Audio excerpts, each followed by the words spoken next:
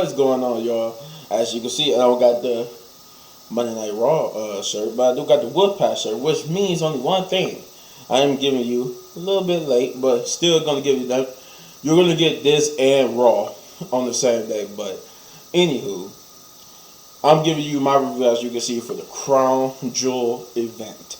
Man, and I'm gonna tell you, it was actually quite good. It really was. It would.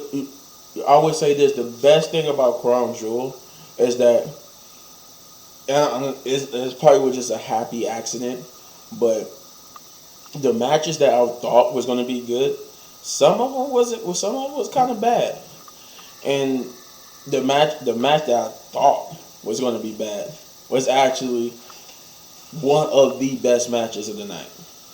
But there's a lot to talk about, so we're gonna get through it quickly. We should get through it quickly because there was no promos to talk about, except for one. They started off with Bobby Lashley versus Brock Lesnar, and the thing about this match, this was one of the matches that I was expecting to be good, and not saying it wasn't, but it left a lot to be desired. You put Bobby Lashley and Brock Lesnar in a match. That match is, as Sheamus and the Brawling Bruce like to say, it's supposed to be a banger after banger after banger. Now, one of the things I will say about this was that how do you have the build up to it be better, but the match itself was kind of like, okay, like the promos they had building up to this match was like up here, or at least in my opinion, they was up here compared to the match itself was up here, but the match itself was like, instead of being up here with it, it was kind of like down here, because the match itself was it was indeed kind of boring at the beginning, and it did pick up like in the middle to the middle end part. It did pick up to where it started being good. But then by the time it did get there to where it started being like, okay, it actually got good. That's when the match was pretty much over with. But Bobby Lashley he dominated. One thing I can say, he did dominate Brock Lesnar. It was the first time in a long time, I think, we ever seen Brock Lesnar in a match where, at least in WWE, where he was not the dominant wrestler in that match through the majority of it. He was actually on the other end of it, where he was the wrestler who was getting dominated throughout the match, and he had somewhat offense and stuff in against Bobby Lashley. But Bobby Lashley did dominate for the most part. But like I said, when it got good, that's when the match ended up ending, and it ended because Bobby Lashley put Brock Lesnar in the hurt lock, but Bobby Lashley was able to, reverse it or try to get out of it by dropping himself onto his back, pinning Bobby Lashley. Since Bobby Lashley's shoulders was on the mat, they counted the 1, 2, 3. Brock Lesnar won, in which they just saying he even though he won the match, he was really surviving the match, in which it kind of felt that way. He did kind of feel like he was surviving, but no, that's the words they use. So, but yeah. I was just like, that was really disappointing. I expected more from these two in a match, and I only got a little bit of that. Moving on. We move on to Damage Control, or Io Sky and Dakota Kai versus Alexa Bliss and Asuka. Now, one of the things here was that it was like a mini backstage promo where they was being talked to backstage by Byron Saxton, and Bray Wyatt's logo and stuff played on the TV in front of Alexa and Asuka, and Alexa was like flustered, like it was like and they even referenced how Alexa has a connection to Bray Wyatt, but other than that, they came out for their match. The match was good. It just like with Brock Lesnar, it took a minute, but it didn't take that long. It took Brock. What I mean by that was for this next match, for this match with for the women's tag team championship, it took only a couple of minutes and for it to get good, but it did start out slow, and it was a little mishap. It looked like it was a little miscommunications, mishaps, little botches here and there, but overall the match did get good, and I was invested into it. I wonder what they're going to do with Nikki Cross here, since she interfered. Her interference is what caused Alexa Bliss and Asuka to lose, thus Dakota Kai regaining the women's tag team championship. But I wonder what they're going to do with Alexa, not Alexa, but Nikki Cross, because she's basically just a loose cannon. You don't know what side she's on. But yeah, Damage Control win, and they are now your new women's tag team champions, as you already know, because you probably seen this already. You probably watched Raw and you already know what happened. We got the next match, which is Karrion Kross versus Drew McIntyre in a steel cage match. Now this match is I think from this point on, was there any other matches that was boring? I'm trying to remember. No, I don't think. I think that was it. I think the first two matches was the only matches that started out slow or boring. I don't think no other matches did, but I could be wrong. I'll probably remember as I go. But yeah, Karrion Kross versus Drew McIntyre was definitely a banger, as they beat the hell out of each other in that steel cage match. Obviously, you got Scarlett, who tried to interfere on behalf of Carrie, and I think she actually did mace Drew McIntyre again, and she maced the referee. That was funny to me how she maced Drew McIntyre, and then when the referee came to try to say something about, she just turned and maced him too. She was just like, shh. Oh, you want to say something? Shh. Yeah, like, ah. I'm just like, what the hell is that all about? But the one thing I will say here was, what was the difference between when she maced Drew McIntyre last time and this match? Because this time he got maced, but he fought. They try to say, he fought through it. But I'm like, how could he fight through it? He couldn't fight through it the last time, but I don't know. He did fight through it to beat up Karrion Kross, but Scarlett and them pretty much basically did themselves in by Scarlett taking control and locking the door. But because she did that, they gave Drew McIntyre time to climb over and get out the cage while she was trying to open the door for Karrion Kross to get out the cage. But by the time he got there to where he could escape, Drew McIntyre already had dropped to the ground, thus being your winner of the steel cage match. But like I said, the match was good. This was a good, entertaining match. Just moving on here, we got Judgment Day versus the OC. Now this match was good. I wouldn't say this was a banger of a match, but it was definitely good. Some great spots hit from both sides. I love the story that they told with Rhea Ripley, as she came with a unique hairstyle, which is basically a hairstyle worn by Beth Phoenix. And she said she's paying tribute to the late great Beth Phoenix. And I was just like, oh yeah, they're asking for Edge and Beth to be in the tag team match now. And I'm pretty much it's going to be on the horizon. But according to what I heard happened on Monday Night Raw, it probably won't be for a while because somebody made a return. So more on that in my Raw review. But yeah, Judgment Day and the OC had a good match. Interference from Rhea Ripley proved to be the X factor, and Judgment Day would get the victory yet again thanks to Rhea Ripley. We get to the next match, which is Braun Strowman versus Omos. And this is the match I was saying. This was one of the matches I expected to be bad, and it was actually good. I mean, holy crap! I was like, when could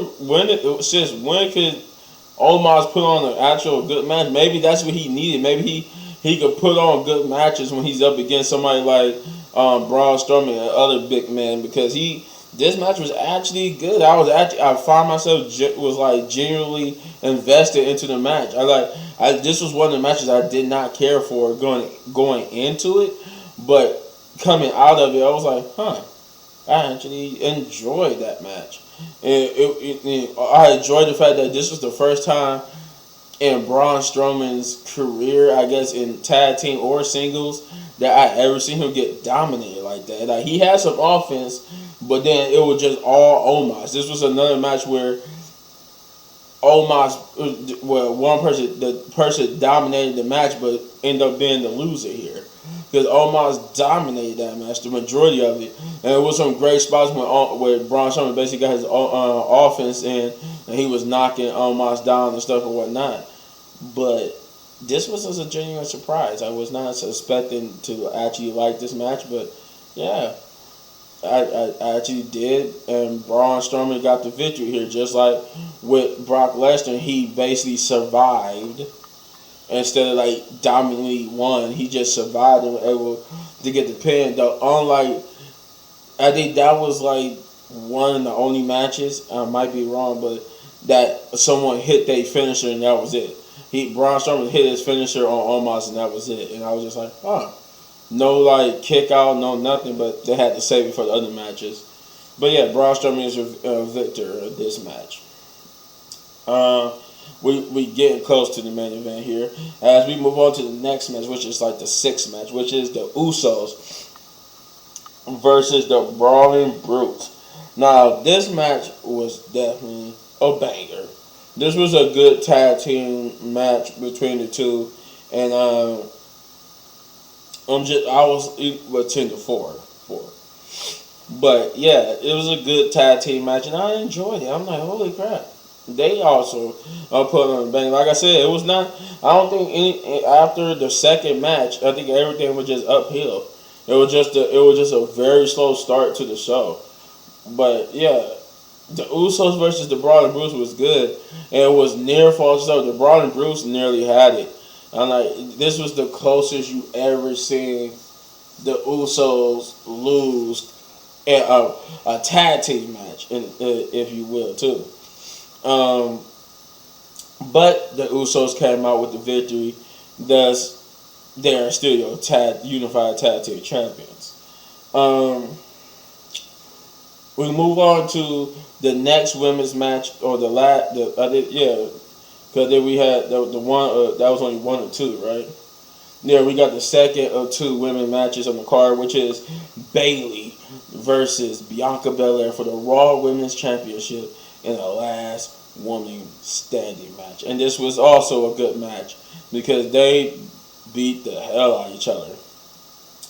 And you know what the whole thing was? One thing scared the hell out of me in this match was it was that nasty fall Bayley took. Now, if you don't know what I'm talking about, Bayley had a little bit before this moment, Bayley had introduced a golf cart.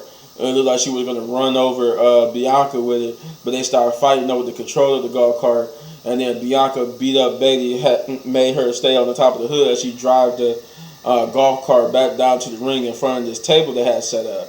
Now, I don't know if it's because Bianca drove too close to the table or not close enough. I don't know what happened, but when she yanked, they was tugging over like her hair, like, and she just yanked Bayley off the top of the golf cart, and she was supposed to go through the table, but Bayley missed the table completely, or not completely, where she didn't even get to go through it, but she hit it hard enough to where it was a nasty fall. I think she hit like all upper, like her upper back, like shoulder blades, back of the neck. Because she hit the table, you could tell she cracked the table, but she just mainly just cracked it and just hit the ground. She was down for a bit too because, well, yeah, that looked like it hurt. That didn't look like that was like planned or staged. That looked like she legit just accidentally missed the table and cracked everything upper back wise. And I was just like, ooh, that was a nasty fall. But other than that, the match was good itself. It had great spots with chairs, ladders, table. The Bailey did eventually go through that table, but I'm like, who she took a real nasty fall. Not just like, oh, yeah, that was a real nasty one, but no, that was a real fall that could have been worse or could have some ramifications because she could have pretty much hurt herself. Because if she did hit that table, the announcers even confirmed, Michael Cole even confirmed she did hit the table. It's just that she didn't go through it, hit it. She just, like I said, cracked her upper back area. But yeah, Bianca Belair after near falls, after everything they did to each other, nobody would stay down. So Bianca took a page out of Bayley's book and so many people before her by trapping, and it was kind of foreshadowed because Bayley kept trying to trap Bianca to where she couldn't get up, but Bianca managed to get up. But Bianca took a page out of that and trapped Bayley between the ladder and pinned the ladder itself between the turnbuckle so that Bayley would have a hard time getting up and standing. And by the time she almost got there to where she could stand, the referee had counting 10, and there you go. Bianca Belair is still your Raw Women's Champion. We get to the Bray Wyatt promo next, where Bray Wyatt basically came out to talk about being how wearing the mask made him a different person, and he didn't like that. He didn't want that to be the end of his story. Now, I'm guessing he's referring to being the Fiend. Because he did say that when he had the mask on, he felt impervious and was impervious to pain, and he felt no pain or stuff like that. So I'm like, that was pretty much the basis for the Fiend's character. So I'm going to say he was referring to the Fiend, and that wearing that mask to turn himself into the Fiend made him into a monster that he didn't want to be, and that he's basically there to rewrite his story, his ending, and show the world and everybody the true Bray Wyatt. But Uncle Howdy reared his ugly head and told Bray that he was lying and that he enjoyed wearing the mask and loved what he did while wearing the mask. And that he told him that he said that just go ahead and not even beat around the bush, just put the mask back on and enjoy the ride. But if you're worried about the aftermath, just simply don't take the mask off. And that was it to the Bray Wyatt promo. And then we got a main event. Our main event of Logan Paul versus Roman Reigns for the WWE Undisputed Universal Championship. And Logan Paul had his brother Jake with him. And, of course, Roman had the bloodline and whatnot. But it was good. It was good, man. It was a good match. This was one of the matches too. This was another one that I thought was going to be not so good because of Roman Reigns probably had to carry Logan Paul, but Logan Paul actually held his own and was to the point where I have to give the devil his credit. I didn't think Logan Paul was going to actually have good matches being in the WWE. He's a we seen his boxing matches. He could box good, but I didn't think he was going to be able to do that. Come to WWE and just wrestle good matches too. But he's 3 for 3. He's had all 3 matches he wrestled. He pretty much they just got better and better. His match before this was better than his first match. His tag team match with The Miz. Then his match against The Miz was better than his tag team match where he was teaming with The Miz. And this match was better than that. I'm just like, holy crap, Logan Paul really can get in there and really hang with Roman Reigns. And this match went the distance. Roman Reigns, for the better part of the match, could not get a 2 count on Logan Paul to damn near the end of the match, where he finally was able to not pin him, but he was finally able to get a pin count of 2 instead of Logan kicking out at 1.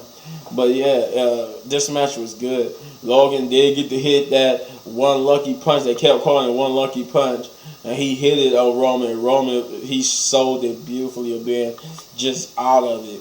But the God mode wrestler himself, Roman Reigns, due to interference or whatnot, And it was really due to interference because, like, basically the Bloodline tried to get involved, but Jake came out, which I didn't know they had a Titantron for and music for Jake, but Jake came out to help Logan even up the odds. But all this distraction would undo Logan's quest for gold, as he would get a Superman punch and spear, and that would be the 1, 2, 3. That was the other time in this card too, where somebody got hit with a finisher.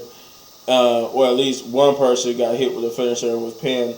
Even though Logan did hit the one lucky punch of Roman, he couldn't get the pinfall. But when he got finisher by Roman, Roman was able to get the pin, the 1, 2, 3 on him. Overall, this crown jewel was good. It was good.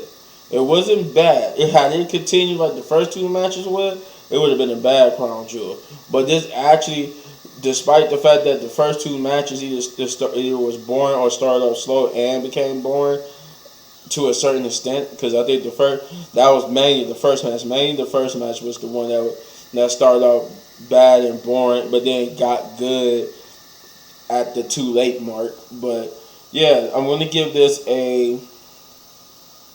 I was originally going to give it an 8, but I'm going to give it a 7 out of 10 because it was still a good show.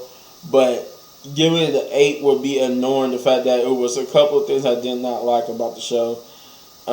Namely, the fact that we had matches that shouldn't have been bad. But, you know, hey, it is what it is. You let me know in the comments down below what you thought of Crown Jewel. And if you enjoyed this wrestling review, then you know what to do. You hit this button right there in the upper right corner for all of my WWE reviews. And if you enjoyed this video so much, support the channel. Hit those buttons, guys. And as always, hit any one of these videos. For more of my amazing content, and go anywhere. I got reactions coming your way. Peace.